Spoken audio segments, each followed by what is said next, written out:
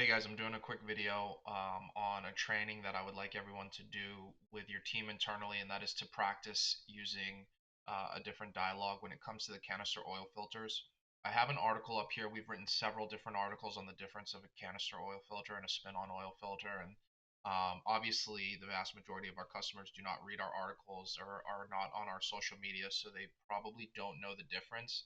It's very important not to use industry specific language when talking to the customers because it might make them feel as though you're talking down to them, or it might confuse them and make them not understand exactly what it is that you're talking about.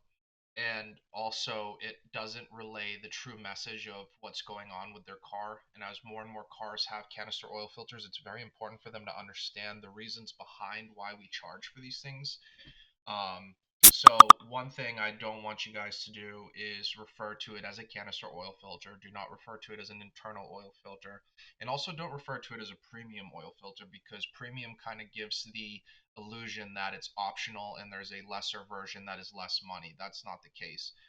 What you need to do is refer to canister oil filters as specialty filters. And the reason we want to use the term specialty filter is because it's special to their car, it's special to their engine.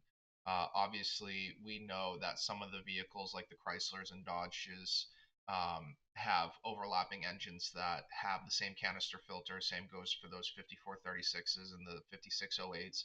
And there is a movement within some of the auto repair world to have those be included in the service, but the vast majority of shops still charge for specialty filters. And because that filter is specific to the customer, we have always had an up mark on it, because it's not one of those 8 filters that is bought in such mass quantities that the price is negligible and built into the service. Those days are over. Canister oil filters are becoming more and more popular. More and more people are having their first car with a canister oil filter, just like more and more people are having their first car with full synthetic oil, and their first car with specialty oils like OW16. And so when we educate the customers, we need to do it in a way that actually helps them and benefits them. And so when you say, well, you have a canister filter, that's why we charge for it, without actually explaining what it is that causes that, they're going to go away from the situation feeling worse. Now, this is especially true when we run specials, because it does seem as though when an oil change is $100, another $8 for a canister oil filter doesn't actually move the needle for a lot of these customers. When we run a special that's 30, 40, 50, or $50, all of a sudden that $8 on top of that makes them feel like they're getting swindled, or they're being, they're that, you know, they don't feel good about it because it's such a high percentage of the base price. And that's where it's important to have these conversations with a customer that says, hey, the reason that you get charged for this is because it is specific to your car. We can't put this filter on 10 different cars that are about to come in. We can only put it on your car. Unlike this spin on filter, which I could put on a Honda, I can put it on a Nissan, I can put it on a Kia. And so all of a sudden that changes the narrative. They're a little bit more understanding. You're still going to get some people that absolutely are not going to get it, especially when the likes of like Walmart don't charge for the majority of their canister filters. We've really got to get away from trying to compare ourselves with Walmart or defend ourselves when comparing with Walmart. That's a losing battle. You're not going to win that battle. But what you can do is educate the customer on the process of canister oil filters, why it's different.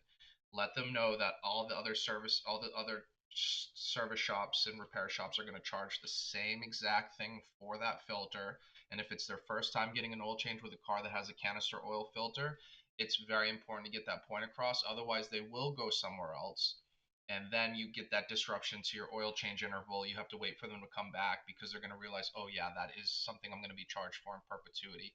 If you lose that customer on their first interaction with you, you're not going to see the results of that for another 6 to 9 months. And that is where you see car counts start going down, is if you have this long period of time of not retaining those customers. So I want everyone in the stores to do some training uh, on the on how you want to discuss, put your heads together with your team members and talk about what are best practices for talking about specialty filters, what verbiage you want to use. Much like our ecosystem, much like all of the other things that we do in this company, we do want you to feel comfortable using language that is comfortable for you. And so that means having conversations with your coworkers about what you want to use to discuss this with the customers.